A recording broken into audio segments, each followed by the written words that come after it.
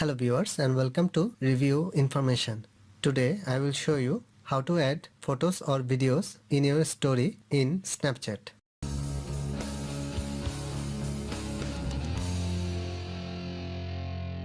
Go to the Snapchat app from your apps list.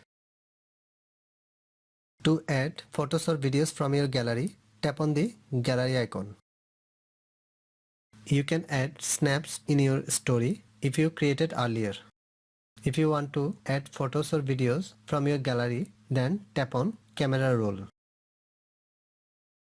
Tap on the photo or video which you want to add in your story. Tap on the three dot from the top right corner. A menu will pop up. Tap on the last option, Send Snap. You can send this photo to any of your friends. If you want to add this to your story, then tap on My Story.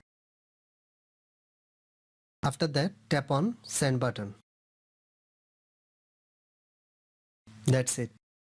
The photo is added to your story. Tap on the profile icon. You can see the photo has been added to My Story. Tap on this. So in this way you can add photos or videos in your story in Snapchat. Thanks for watching. Hope you guys enjoyed my video. Please subscribe my channel for more videos. Goodbye.